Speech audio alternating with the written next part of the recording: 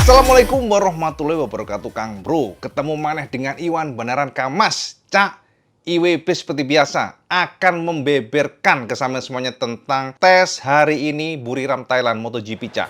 Dimana ternyata Kang Mas ya, kita awalnya juga cukup khawatir, Cak. Sebab kita melihat bagaimana Marc Marquez yang kesulitan, Marc Marquez crash 2 kali, Kang Mas. Dan crashnya lumayan, Cak ya. Jadi kalau kita lihat dia crash di T12 dan juga T5. Dan informasinya, alhamdulillahnya Kang Mas ya, ternyata Marc tidak cedera.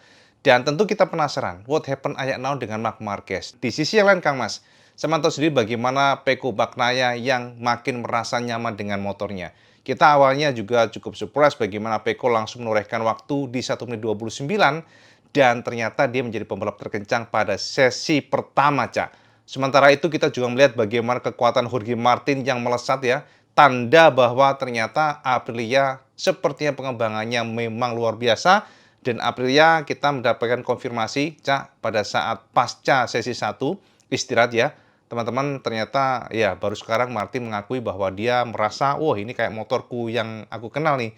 Jadi memang dia merasa nyaman dengan motornya. Itu sesi pertama, Cak. Dan teman-teman, kita juga surprise dengan Acosta yang di awal begitu luar biasa, Cak, pada free practice di hari pertama ini ya. Jadi practice day 1 di Buriram Chang.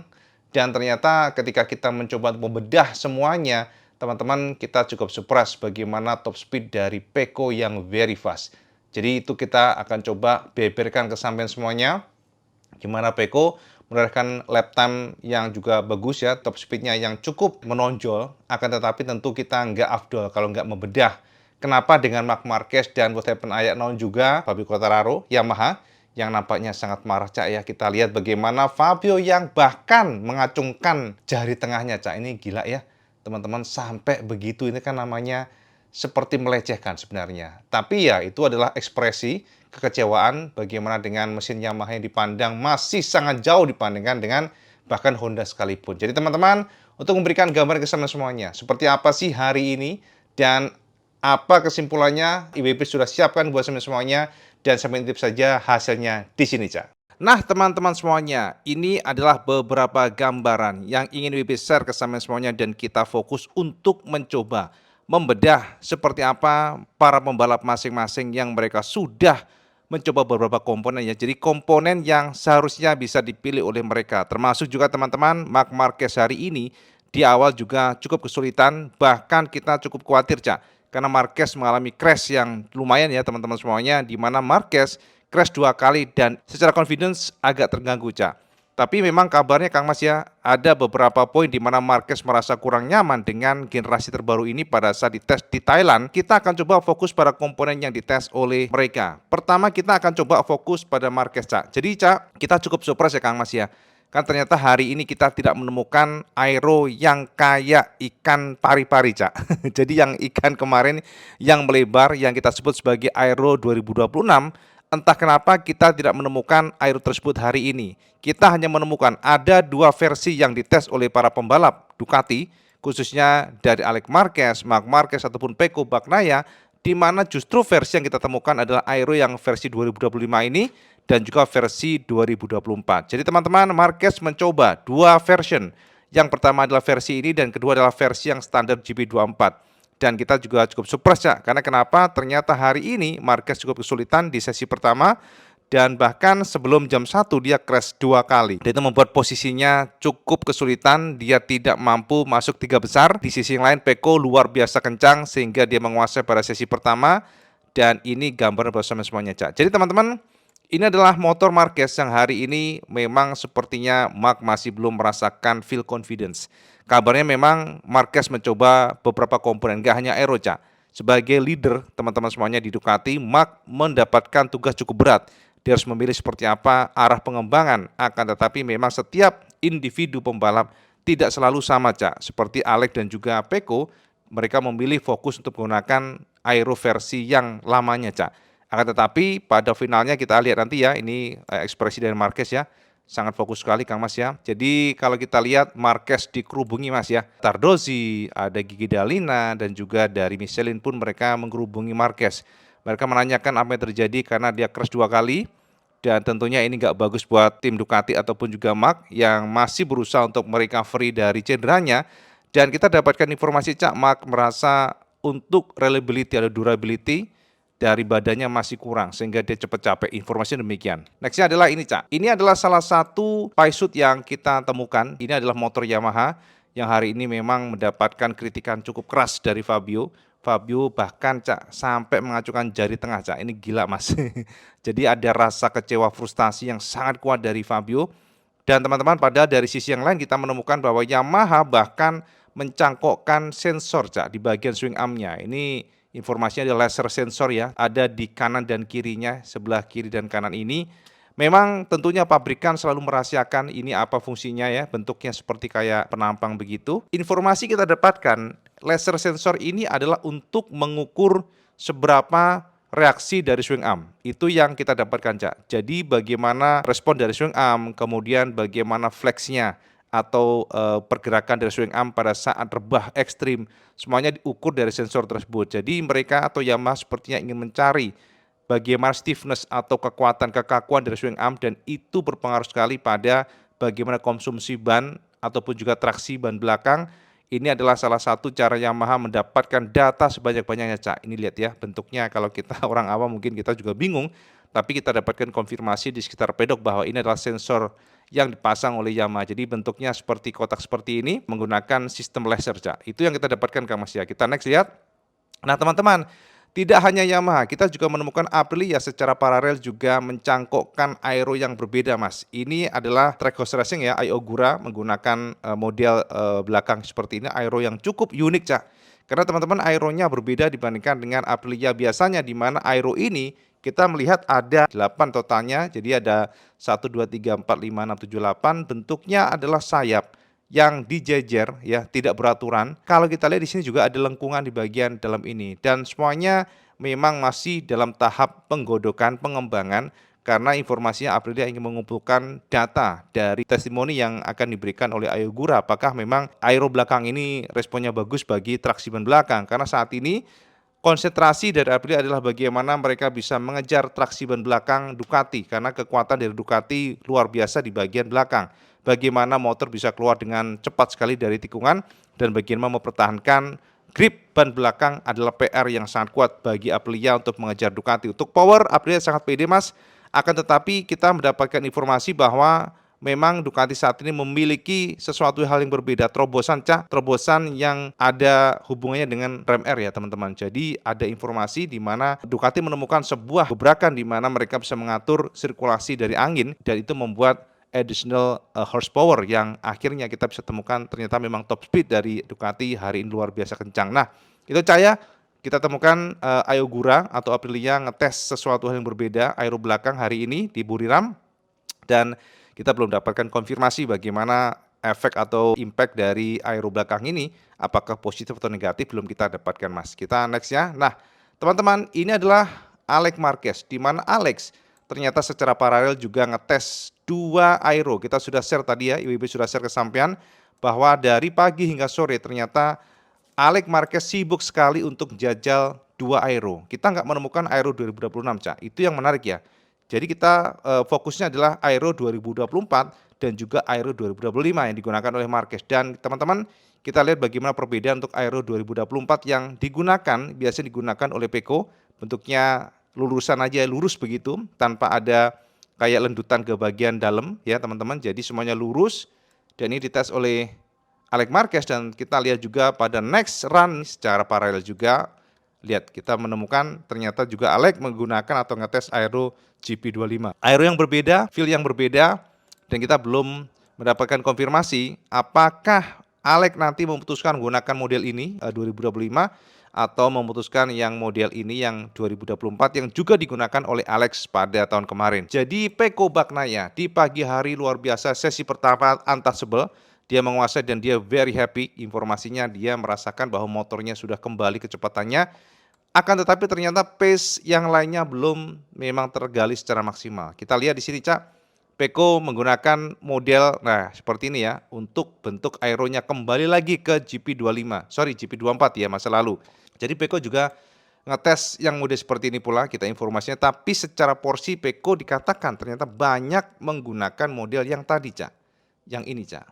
Nah, jadi dari kesimpulan awal, sepertinya Peko merasakan bahwa ternyata Aero yang lama itu lebih nyaman bagi Peko. Kita juga cukup surprise ya. Karena kenapa? Sama sendiri kan tahun kemarin Peko sangat kesulitan dengan GP25 dengan model Aero seperti ini. Tapi ternyata di GP26 Peko kekeh menggunakan Aero yang sama. Ini belum keputusan akhir ya teman-teman, karena memang besok akan menjadi finalisasi. Mengingat besok akan ada tes kembali di hari terakhir. Sementara kita lihat di sini ya teman-teman, tuh lihat ya. Jadi kalau kita lihat Marc Marquez menggunakan setia dengan model seperti ini, walaupun dia sempat ngetes yang model lama, jadi komparasi. Sementara Peko lebih suka dengan model seperti ini ya. Jadi beda sedikit, ternyata juga beda hasil, termasuk juga sidepodnya berbeda ya, di sininya berbeda. Nah ya kan, Marc Marquez lebih suka model yang GP25, sementara Peko ternyata lebih suka yang model GP24. Ini adalah pengetesan hari ini, Cak. Jadi secara paralel masing-masing pembalap memang melakukan running berkali-kali dan mereka nanti mengumpulkan data untuk memutuskan mana mereka nantinya akan memilih. Nah, teman-teman, kalau sampai intip di sini, Cak, ini ada sensor untuk suspensi ya, teman-teman. Jadi sensor ini juga berguna sekali untuk melihat bagaimana lendutan dari suspensi. Jadi jangan salah ya, Cak, namanya pergerakan suspensi aja itu dicatat, Cak. Ada sensornya, Cak. Jadi dari sini nanti diolah dengan data telemetri, dengan komputer, nanti akan ketahuan apakah pembalap memang betul-betul sesuai dengan skillnya, di mana pembalap bisa melakukan pengereman keras, melakukan pengereman yang sangat dekat atau enggak, semuanya tergali dari sini ya. Dan bagaimana reaksi ataupun respon dari suspensi ketika mendapatkan pressure yang sangat kuat di high speed, kemudian juga dari top speed yang kemudian di brake atau di rem keras, semuanya akan terlihat dari sana. Apakah akan dibutuhkan per yang lebih keras ataupun lebih lunak, semuanya atau lembut maksudnya ya, semuanya akan tergali dari sini, Cak. Ya, ini sensor-sensor semuanya Kang Mas, gila ya. Memang canggih nih, ya. Oke, teman-teman, hari ini kita juga melihat bagaimana Honda yang cukup kencang, Kang Mas. Honda di tangan Zarco hari ini luar biasa combine testnya ya. Dan ini kita juga melihat bahwa ternyata Honda memasang sesuatu yang menarik, Cak. Di mana pada sidepodnya mereka seperti kayak memasang lah, ini dia nih, Cak ya. Ini kayak ada vertikal lapisan begitu. Kita belum tahu apa fungsinya, Mas. Karena ternyata vertikal casing ini ada sedikit kayak tonjolan dia keluar, Cak. Di sini, Cak. Nah, seperti ini. Sangat-sangat kecil bentuknya tapi juga beda untuk hasilnya. Dan ternyata memang setiap jengkal dari bentuk Aero itu memiliki impact yang berbeda. Nah, teman-teman, ini dia yang menjadi salah satu obrolan kita, omongan kita tadi, di mana teman-teman kalau sampean bertanya ke IWB apa yang terjadi dengan Yamaha, kita juga bingung, Mas, karena saat ini Fabio itu sudah setengah nyawa, Cak. Itu kan sudah parah sekali, artinya sudah sangat enek dengan motornya. Jadi setengah nyawa itu artinya ya dia sudah membayangkan, udahlah aku hengkang aja dari tim ini.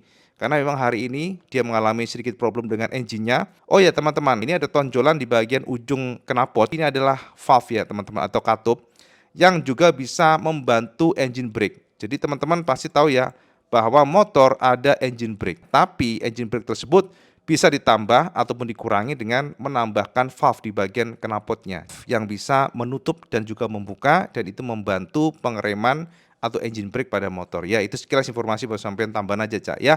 Jadi ini Yamaha yang mereka cukup pusing dengan reaksi dari Fabio, termasuk juga teman-teman bisa lihat bagaimana Toprak yang hari ini sangat kesulitan sekali. Ini masih menjadi PR yang sangat kuat ya bagi tim Yamaha, Cak. Satu hal yang menarik bagi kita semuanya adalah ternyata KTM lewat Pedro Acosta juga ngetes fairing yang baru. Mungkin sekilas kalau sampai perhatikan aeronya sangat mirip, Cak, sangat mirip, tapi sebenarnya ini berbeda.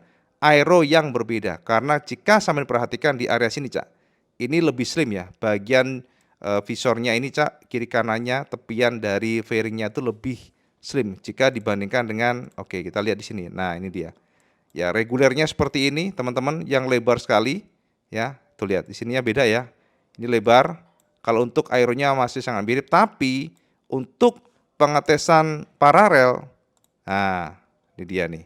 KTM juga memperkenalkan sebuah aero yang bukan aero, sebuah fairing yang berbeda. Fairingnya lebih slim dan compact, dan kita lihat bagaimana tepi dari sininya yang lebih mengecil dibandingkan dengan yang regulernya. Nah, seperti ini ya. Jadi kita juga belum mendapatkan seperti apa testimoni ya dari Acosta. Tapi yang jelas pengetesan tersebut dilakukan hari ini Dan Agusta juga di awal cukup menjanjikan walaupun pada akhirnya kita menemukan ternyata ya tetap aja susah untuk masuk ke 5 besar. Nah teman-teman, ini dia juga yang menjadi perhatian IWB. Ternyata hari ini kita juga melihat bahwa KTM memperkenalkan swing arm yang baru, beda dibandingkan dengan sebelumnya. Swing arm ini lebih tebal, akan tetapi juga ada semacam gurat-guratan ya, tapi kayak permainan sirip ya. Kalau kita perhatikan di sini ada kisi-kisi, Cak. Nggak yang polosan banget, tapi ini ada kisi-kisi, semacam lubang begitu. Dan di area sini juga ada kayak semacam shape yang ditarik oleh KTM dari belakang ke depan. Dan ini di cover karbon. Kalau dari analisa kita, sepertinya ini adalah sebuah cara KTM untuk mencoba memberikan tambahan ya, sekali lagi tambahan yang pertama cooling system ya, untuk bagian bannya diarahkan ke dalam sini ya. Ini ada semacam kisi-kisi angin yang dilempar ke bagian bannya supaya temperatur ban terjaga, ban belakang. Dan yang kedua adalah tentunya downforce additional. Kita juga nggak tahu, tapi analisa sementara demikian. Dan jelas kita menemukan hari ini ternyata KTM juga melakukan pengetesan swing arm yang berbeda. Nah ini ya teman-teman, bagaimana kita lihat tuh ya. Jadi kalau kita perhatikan yang Ibu sudah share tadi, ini yang regulernya, Cak. Dan secara paralel mereka juga ngetes yang model slim seperti ini. KTM ya teman-teman. Oke, next seperti apa? Jadi kita akan lihat hasil finalnya setelah pengetesan dan beberapa pembalap yang sepertinya memang kesulitan di awal, tapi ternyata awalnya Mas kita tuh agak terkejut ya, karena Marquez memang mengeluh sekali dengan kondisi badannya, tapi ternyata pada finalnya ternyata yang menguasai di hari ini Buriram tes MotoGP hari pertama Sabtu jam 6 atau end of session, ternyata Alex Marquez menjadi penguasa dengan 1 menit 29.262 detik. Ini adalah sebuah lap time yang cukup bagus, Cak, untuk hari pertama. Dan kita juga surprise ternyata pada saat Marc Marquez di sesi pertama hanya nangkring di posisi kelima, hari ini melejit naik posisi, 4 posisi maksudnya saya, dan nangkring di posisi kedua dengan jarak 0,129 detik. Ini adalah sebuah pencapaian dan ini adalah sebuah bukti bahwa Marc Marquez ternyata untuk time attacking memang hebat sekali. Akan tetapi teman-teman, bagaimana dengan simulasi race-nya kita akan bahas nantinya. Dan ketiga adalah Franco Morbidelli yang juga menunjukkan kecepatannya. Morbidelli bahkan naik 10 posisi. Dan itu membuat kita cukup surprise bagaimana perbaikan yang dilakukan oleh tim VR46 dari GP25-nya. Lalu ternyata Marco Bezzecchi turun 2 posisi setelah menjadi penguasa kedua. Marco akhirnya masuk di posisi keempat. Kelima adalah Johann Zarco, menjadi tanda bagaimana kuatnya Honda untuk time attacking. Ingat Cak, time attacking Honda menunjukkan kekuatannya.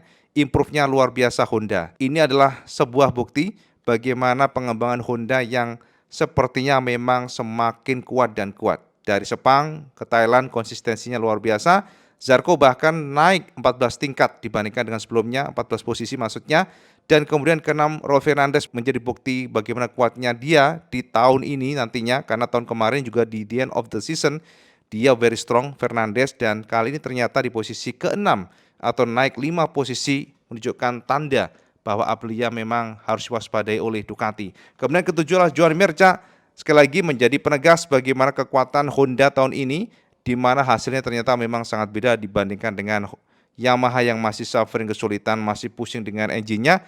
Dan ke-8 Maverick Viñales menjadi bukti ternyata dengan gurunya, dengan Lorenzo, ternyata Viñales memang menunjukkan kekuatannya.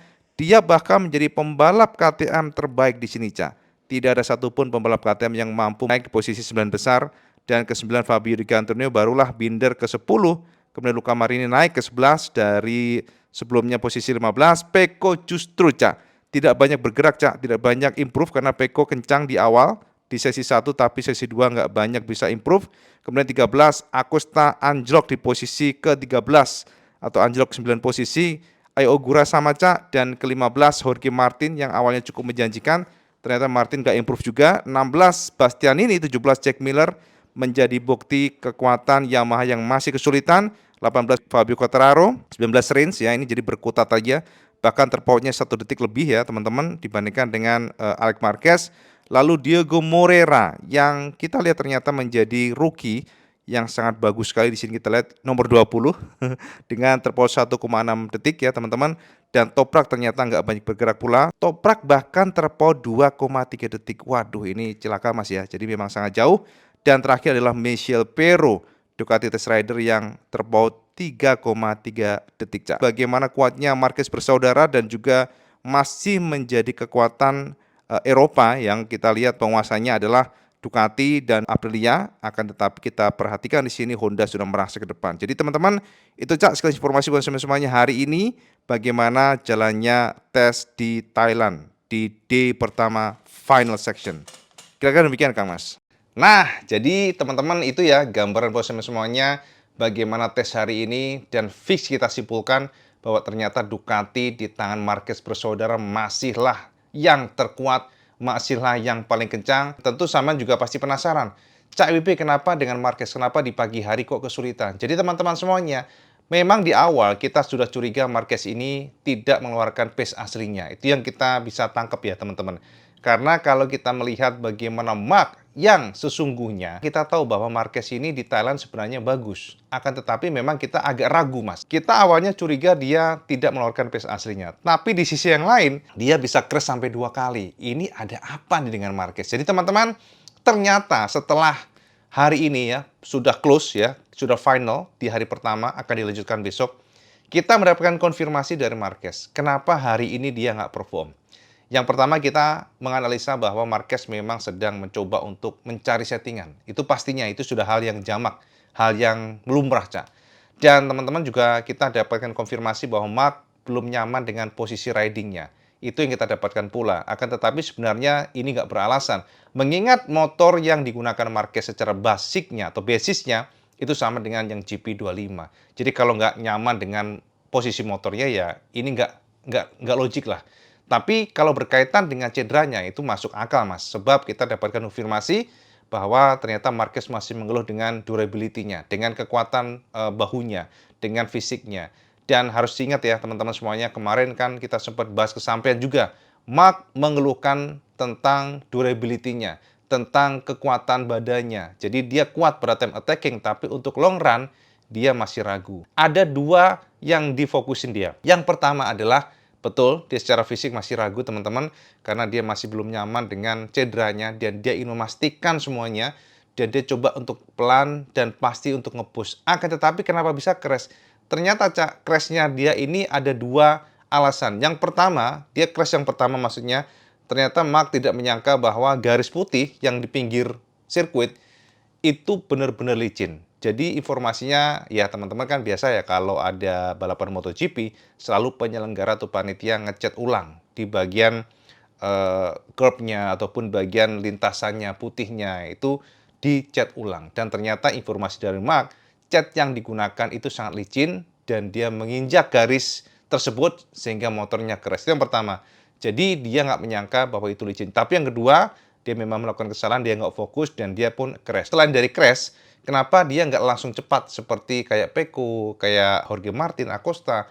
Ternyata Cak, Marc Marquez mengalami masalah dengan perutnya, Cak. Jadi kita dapatkan konfirmasi di pagi hari dia stomach problem, sepertinya mungkin kurang enak perutnya, jadi dia salah makan bisa jadi, nggak mungkin masuk angin lah ya kalau pembalap, tapi yang jelas stomach problem dia bilang dan dia merasa weak atau lemah. Jadi konfirmasi memang Marquez merasakan ketidaknyamanan yang sangat luar biasa pada perutnya, sehingga dia nggak bisa fokus dan dia nggak bisa all out pada saat sesi pertama. Tapi pada sesi kedua, di sore hari, ternyata dia dapatkan kembali energinya, sehingga dia bisa nge-push dan finally dia bisa kencang. Di posisi kedua nempel Alex Marquez. Itu yang kita dapatkan, Cak. Sementara Alex ya, kita sudah share kesampaian, Alex ini memang sangat kencang, Cak. Dari kemarin pun kencang, super fast, super konsisten, dia hanya kalah dari Marc Marquez. Kalau saja nggak ada Marc, dia akan juara dunia. Dan ternyata di tahun 2026 ini trennya juga tetap dipertahankan, di mana dia bisa mendapatkan lap time yang sangat bagus, dan juga race pace-nya bagus. Teman-teman, hari ini beberapa pembalap melakukan simulasi, termasuk Pecco, Marc Marquez, dan juga Alex Marquez, dan kita juga dapatkan konfirmasi Marco Bezzecchi juga demikian. Jadi, teman-teman, kalau melihat race pace simulasi, kita bisa dapatkan untuk sementara ini ya, pertama, sepertinya Marquez memang cukup kencang, dia masih berjalan di angka 1 menit 29 sampai 30 ya, tapi sesekali 29 akan tetapi secara garis besar, lap time-nya di angka 1 menit 30 kecil, sementara Pecco juga mirip-mirip, Cak. Artinya secara pace, Pecco memang saat ini improve banyak, akan tetapi masih di bawah Marc Marquez. Simulasi race-nya ya teman-teman, ada juga beberapa pembalap yang seperti Marc Marquez ini sandbagging, jadi kayak menutupi potensi aslinya. Jadi kita pantau bahwa sepertinya Marquez memang masih menjadi topnya lah ya untuk simulasi race. Akan tetapi Kang Mas, yang jelas improve-nya Honda memang sangat kuat sekali. Jadi luar biasa. Yang jelas adalah di tahun ini sepertinya pertarungan nggak akan lepas dari Ducati Aprilia, akan tetapi juga Honda improve-nya banyak. Kita melihat bagaimana performa dari Zarco, kemudian juga Joan Mir bergantian dengan Luca Marini. Ini menandakan bahwa Honda memang semakin kuat dan kuat. Dan kita juga dapatkan konfirmasi pastinya Cak, bahwa memang Honda saat ini improve banyak. Joan Mir mengatakan akselerasi Honda semakin bagus, stability makin meningkat, hanya mereka tinggal bagaimana memaintain untuk konsumsi bannya. Itu yang penting, Cak. Sebab time attacking mereka bagus, kalau tidak bisa mempertahankan race pace untuk long run, itu kan percuma. Makanya sekarang ini Honda fokus untuk mencoba menjaga konsumsi bannya biar nggak boros, dan itu adalah target mereka saat ini. Untuk tambahan informasi buat sampean, Cak, ternyata sama tahu nggak, kita dapatkan informasi yang sahih sekali. Bahwa sepertinya Pecco mendapatkan 2 tawaran, Cak, dari Yamaha dan juga dari Aprilia. Jadi 2 tawaran ini datang buat Pecco, dan Yamaha menawarkan angka yang cukup fantastis buat Pecco. Akan tetapi Mas, ternyata indikasinya kita dapatkan beberapa selentingan yang sangat kuat bahwa Pecco sepertinya memilih ke Aprilia, itu sudah sangat kuat sekali. Artinya persentasenya di atas 80 ya teman-teman.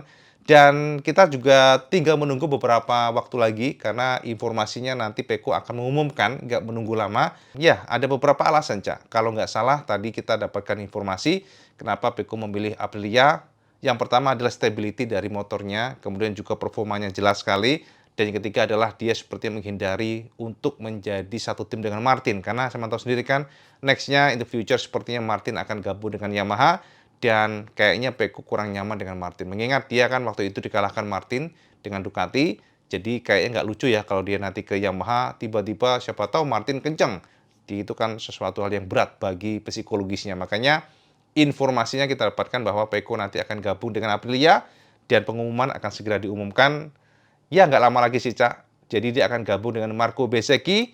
Dan tentunya, Cak, kalau memang benar demikian, maka sangat berpotensi sekali Acosta bakal gabung dengan Ducati menggantikan posisi Pecco.